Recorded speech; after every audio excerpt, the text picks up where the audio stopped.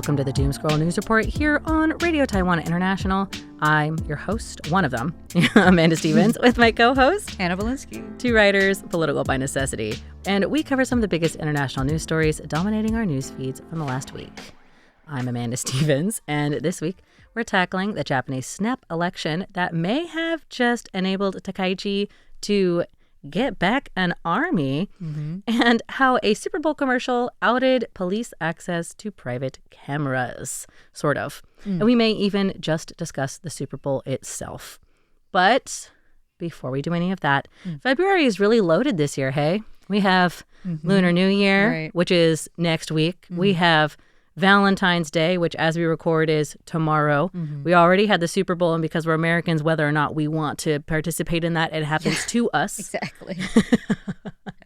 So I guess, do you have any Valentine's Day plans coming up, Hannah? We already did That's Valentine's the first one Day. That's like coming up. Oh, really? Yeah. Oh, nice. You can avoid the crowds. We celebrated in advance because obviously, we have nanny's support this week. We gotta take advantage of that, Absolutely. Because I don't want to take him out because I wanted to eat hot pot, and Aaron made it happen because oh my God, that takes I love time hot to pot. Eat. Yeah, it's a whole production. It's a whole deal, Yeah. and you sit for like an hour and a half, 2 hours. I simply cannot bring a 15-month-old with me to eat hot pot. He can't sit still for that long. For like an hour and a half. No. It's, Plus, also there's so much room for catastrophe, exactly. right? Yeah, no, it's too much stress. So I'm very glad Aaron and I were able to make hot pot happen. Of course, next week we are on our own. It's just us and the boy, and it's going to be crazy town. The boy. But that's all right. We're gonna make it. Try not to think about it. Well, I don't know if we're gonna end up doing something for Valentine's Day ourselves. I think we're gonna just like go out for kind of like a casual dinner. I did a nice dinner last week because it was my birthday, so we don't need a nice dinner this week. And it's also my mom's birthday, so I have to message her. A bunch of important events also kick off for us, like starting with Valentine's Day, and then we have Aaron's birthday, and then we have our anniversary. So you guys can expect us to be a little bit tired. I mean, well rested. We're going to be well rested.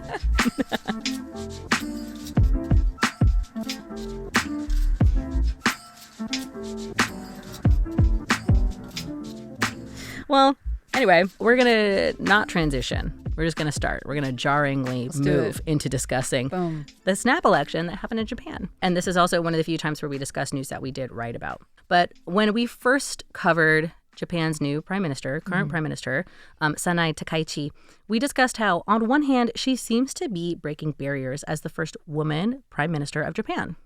We also discussed how some of her more conservative beliefs made a lot of that progress feel very surface level.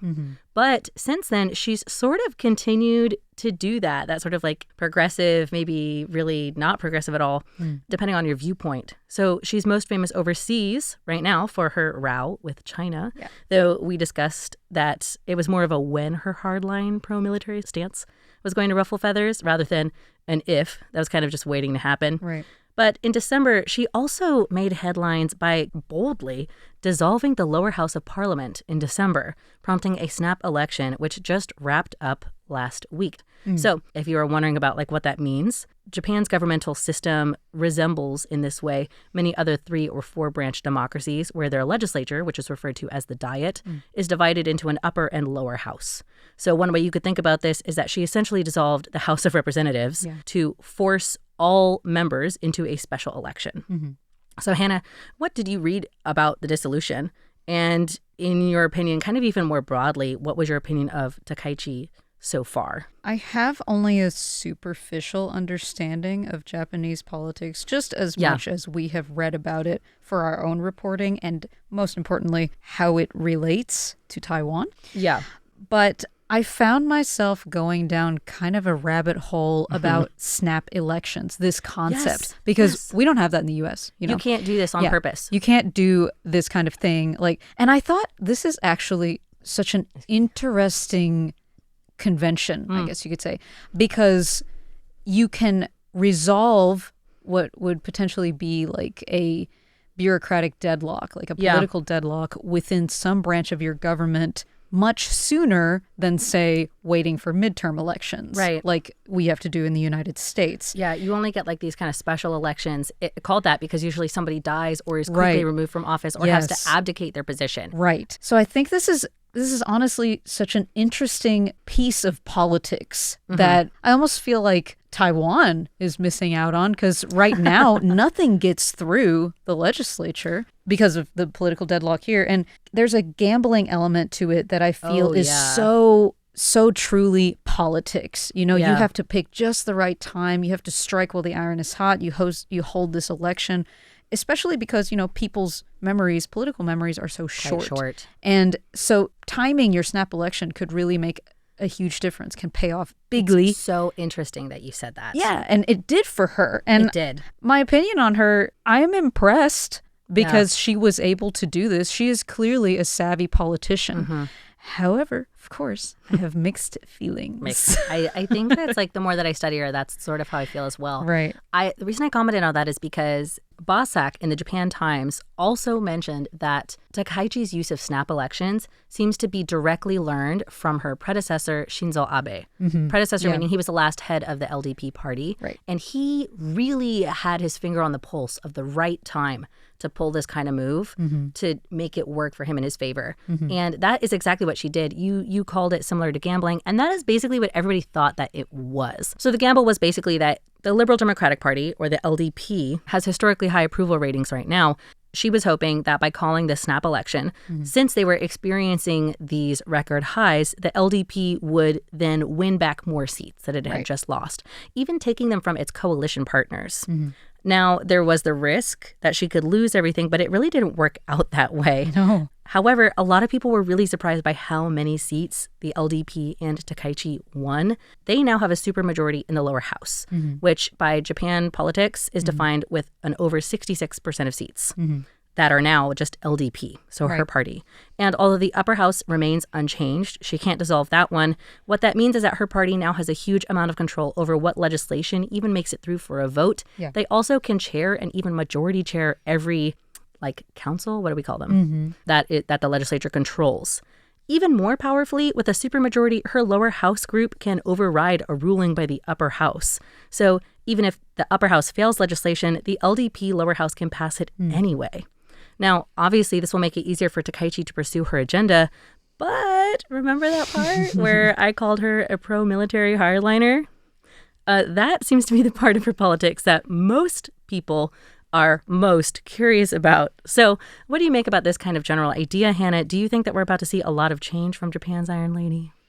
Like I said, have very mixed feelings about this because on the one hand, if Japan militarizes in a real way again, then we kind of have a little extra security in the Indo-Pacific region, right? Which is something we care about, us being located in Taiwan. We care a lot. We care a lot. All well and good. However, big however, I have read a lot about Japanese war crimes. and they don't have a really good track record of having military power. We could say that for sure. They brutalized people. And I mean, everyone in America, like here's the thing. Japan's image in America is somehow much squeakier clean. It's the post-war image, for sure. Germany's. It's somehow much better, even though they basically committed the Holocaust a few times over. It was engineered that way. Yeah. Right? And yes, it worked out. It worked out. But me, I remember. Pepperidge Farm remembers. And so, I see Japan and military and I think, ooh, this is just, I don't think it would be a repeat of World War II. It's not like that. But we're not necessarily predicting like a disaster. Sure. But it does make you nervous because that is true. I think it also makes sense that we remember because we're on the side of the Pacific where it really mattered. Exactly. Right? Yeah. But Japan doesn't have the greatest track record of what they do with their military. Sure. Rich of me to say as an American. But no, but actually, you know what? Because it takes one to know one. It takes one to know one. That's the thing. And Trump really likes Takaichi. And, In this way, they're maybe more similar than we'd like to admit. Sure. Now, this is where it gets a little bit more personal because RTI actually hosted our own forum on this. And I'll be honest, I was surprised by how much the sentiment seemed to be experts expecting Takaichi to find a way to bring back Japan's military force. Yeah. So one expert, it was Indo-Pacific Strategy think tank CEO Akio Yaita, even called Japan's post-war government a one-lunged government, meaning that like they can only participate in the diplomatic side. Right. Because right now, under the current constitution, Japan can't legally use force for any, like, to resolve any disputes. Right. They can't even maintain land, air, or sea forces to that end. They can only defend. Just self-defense. Speaking at the event last Monday, Yaita even seemed to believe that Japan could become, with this new LDP force, and more importantly, Takaichi, could become a regional security leader, where he stopped just short of actually saying he expected them to find a way to bring the military back, but he was kind of saying everything but that. Right. So Takaichi and the LDP could try several different routes to change or to bring about that change, which ranges from pushing for different constitutional interpretations to changing periphery laws, which might allow them to do a little bit more with the military they do have, even all the way up to constitutional amendment, now that they have this shiny new supermajority. Now that seems huge. It is. But like Yaita, I'm going to stop my guessing here about how exactly Takaichi might try to bring about change, if she will. And I want to ask instead, what do you think the regional repercussions of Japan rallying up a military force in this area could be? Because we've already seen what happened when it was even suggested Japan may act in self-defense. Looking at you, China. Well, the thing is, too, China also remembers, I'm sure, all of the things that Japan did. So it's kind of hard to blame them. But at the same time, they're over here saber rattling all the time, constantly, basically, forever. And so, you know, on the one hand, it's like, let history be history. But on the other hand, it's like, ooh, Japan with a military. To what extent? I do think that if they can use it in a measured way, then obviously it would be great for kind of an extra little line of security there. Yeah, because China has built up its military significantly. And South Korea has to deal with North Korea. So, like, they're a little bit busy right now. So I don't necessarily think it's the worst thing in the world. Like, I would say, I would put it this way. I'm not nervous. I just remember. That's all. Yeah.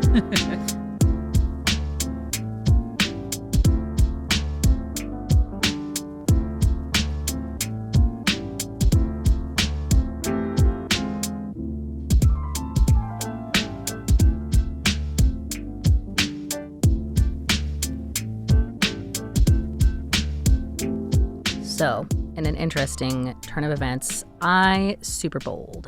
My God. Which means I watched the Super Bowl early Monday morning here, 7:30 a.m. Taiwan time. Man, that's early. But it was in the evening in the United States. Hannah, do you participate in Super Bowl activities, and how would you explain them to a non-American? I have never in my life watched a Super Bowl. I have like no understanding of American football, but the way I would explain to any non-American, it is like the perfect representation of American culture, because here we have this bizarre sport that only we play.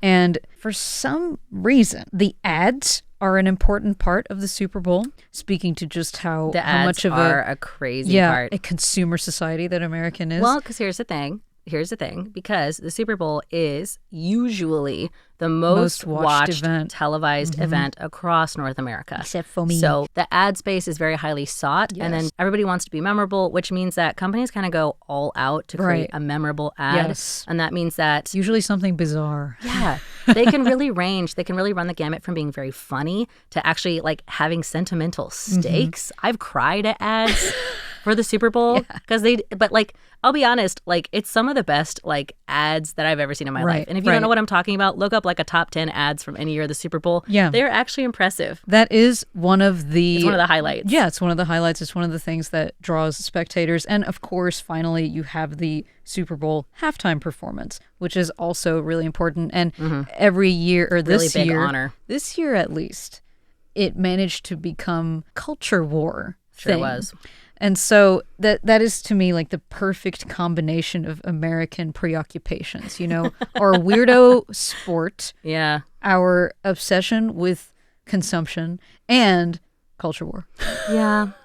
Well, anyway, I'm glad we brought up the ads because that is what started this topic today, was an ad that I saw from the Super Bowl. And it was for the Ring doorbells. If you don't know what that is, it's a doorbell camera. Yeah. So the idea makes a lot of sense. It's just a camera in your doorbell that lets you see who's at your door. This same idea as a peephole, but like that way, if a package comes and you're not home, or if you want to check in, did your kids make it home, you can check the security footage and like see or even speak out to them and say like, yeah, hey, it's fine or whatever. So this ad was for a Ring doorbell, and the highlights of it were that it focused on how 10 million dogs go missing every year, but we haven't updated the way that we search for them, showing people putting wanted posters like if found, lost. Call. Yeah. Then Ring doorbells come to the rescue because now they're partnering with Flock Security, so anyone can opt into their brand new search party function, which will allow your camera to form a camera network with other doorbells in the area, Ring doorbells in the area, so you can surveil your neighborhood and reunite with your dog. And then they close out by claiming that they reunite one dog a day with their owner. Right. This immediately raised concerns over this idea of surveillance and like a unified surveillance. Big brother. Especially given what's going on in the United States right now with ICE. Those fears basically boil down to if people can use these cameras as a network to look for dogs, then what or who could they also look for? It's so disingenuous to make it about dogs. Like, are you serious? It really, yeah. It's preying on American sentimentality about their pets, which everybody loves we dogs. Love pets. Everybody we love loves dogs. So using dogs it's so fake. There's such an obvious subtext here of like, we're watching you. We can watch everything. Well, now see, there's going to be a little bit more context to that, but I still think you're right. So let me give that, and then we'll discuss it. So Ring has had an interesting relationship with law enforcement. They used to have a policy of cooperation, but broke with that stance in 2024, basically. Sure. However, this current partnership with Flock Security was announced mid to late 2025, only going into implementation this year. Flock is a camera company that, through a network of cameras, cooperates with police to gather scans of license plates. Like for their startup, they even installed their own cameras. So at least at the beginning, they were still using their own cameras, but they basically have this network software, right? So far, it seems like Ring users need to opt in to the search party function, which would allow their camera's content to be shared. It also seems like, insofar as police cooperation or local law enforcement is concerned, they can only request footage from a camera through essentially a community message board app. But users are not automatically opted in. Be sure you check. Furthermore, the New York Times and CNET both pointed out that law enforcement can already access footage without permission or from Flock, and that this was even the case before this deal was done. It's a law that basically applies to all companies selling security camera devices. All of these companies are subject to legally binding actions, like a subpoena, a search warrant, or a court order. Like that said, it seems that these legal compulsions are still different from what Flock is offering, or even a police ask for just regular footage, because in a legal action, you can only request footage related to a specific event. So you can't just request like all the footage from this day. You have to have like details. Ring has denied cooperating with ICE, which is where the biggest area of concern right now is. And Wirecutter's John Chase shared a company statement that said, quote, ICE cannot initiate community requests for footage. Ring has no partnership with ICE, does not give ICE video feeds or backend access, and does not share video with them, end quote. They also went on to say that they don't share user information unless they're presented with like a legal action that would compel them to do so. I have kind of a litany of questions for you here, Hannah. Oh, I'm ready. What's your opinion on camera doorbells? Do you think that this Flock surveillance, now with Ring, is likely to make much of a difference? And finally, how does that company statement make you feel? I feel like they flow into each other, but I thought it'd be better to just get it all out on the table. I have never really liked camera doorbells. I mean, cameras kind of freak me out anyway. I have one neighbor in my walk-up who has a camera installed by their front door, so I have to pass that every time I go home. And even that makes me kind of uncomfortable because they know my comings and goings. Right. And they know a little bit too much about my life, you know, without any input from me or any permission from me. Well, that is something that privacy experts bring up a lot when you start looking into this, is that camera doorbells capture a lot more than just the door that they're assigned to. Right. And all of those people in the background don't really know where or what this footage is being sent to. And they didn't consent to this. They don't have the opportunity to give consent. Yeah. So this whole flock surveillance, it just gives me an icky feeling, especially because it seems like so much of the power is consolidated in these Ring cameras. Like everybody seems to have a Ring camera. It feels like they almost have a monopoly on this whole thing. They're much more common. Yeah. I know that Aaron and I had to get cameras like for a nanny inside of our home. Yeah, I think that's a very common sense thing. Very normal. When you have the option to do so. Right. And then I can, monitor the kid from wherever I am. And it gives me some peace of mind, Of course. So when we got these cameras, it was super important to us to get basically a closed system where it doesn't upload anything to a cloud anywhere, because nothing is more terrifying than that. The inside of our home, our little baby guy being, surveilled, being naked. Yeah. To clarify what Hannah said, the difference between a closed system and a cloud, you can probably guess, but a closed system is when everything is stored locally, like in the device itself. Exactly. So the camera just records to itself. Think of like old style, like on a cassette tape or on a CD. And it can't be hacked. This was like, our number one thing when choosing a camera. The upsides, downsides usually are that closed feeds like that can get full or will have to automatically delete. Right. Versus like if it's in a cloud, you can also have somebody help you monitor. And you don't have to really worry about space so much. They'll help you deal with that. But that's kind of like the quick pros and cons of that. So I am really not into this idea. I do think it will be abused, especially in an increasingly paranoid America. Well, thanks for the final alley-oop. So I wanted to close out by just talking about that idea of like paranoia, whether or not it is or isn't paranoia. Because when I was going through this, especially through an article by CNET, the camera official, somebody who works for Ring, said, quote, "Crime isn't slowing down, but police resources are stretched thinner than ever," end quote. Which struck with me because actually it's the opposite, according to data, which is what I read earlier this year. Crime is actually slowing down, so much so that some crimes saw record lows in 2025. And even the ones that didn't see record lows were down almost in every area of crime and in most areas of violent crime. It was down in 2025. And I think this speaks to kind of a larger underlying theme, which is that many people overwhelmingly in the United States feel that crime is a serious threat and always going up. And especially in larger cities, even when the numbers seem to point to the opposite. And that's true across parties and in every state. So I just wanted to ask briefly, why do you think that so many Americans seem to want to crack down on crime?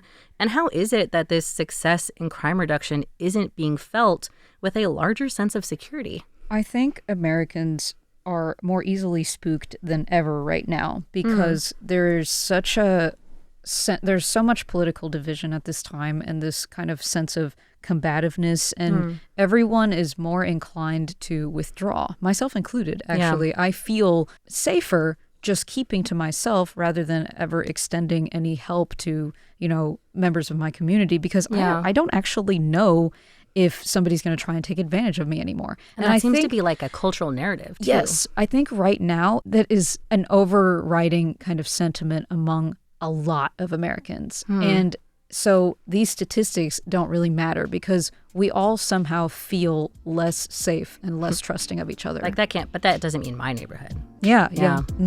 Right. So, well, that's it for today's news report. If any of that scares you, just look into cameras. It doesn't necessarily mean don't get them, but maybe just do a little bit more research. Definitely do your research. Yeah. A quick reminder, though, that you can find all of our referenced articles in the show notes for today's episode if you want to start with those.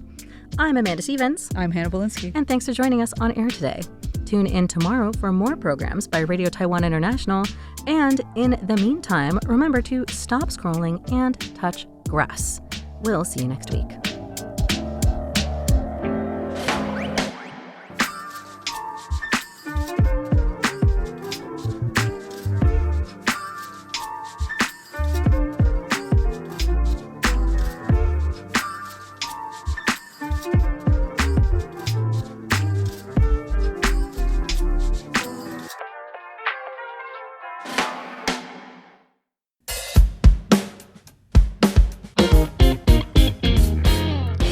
Apple Podcast, Google Podcast, SoundOn Podcast, Spotify. You name it, we're on it.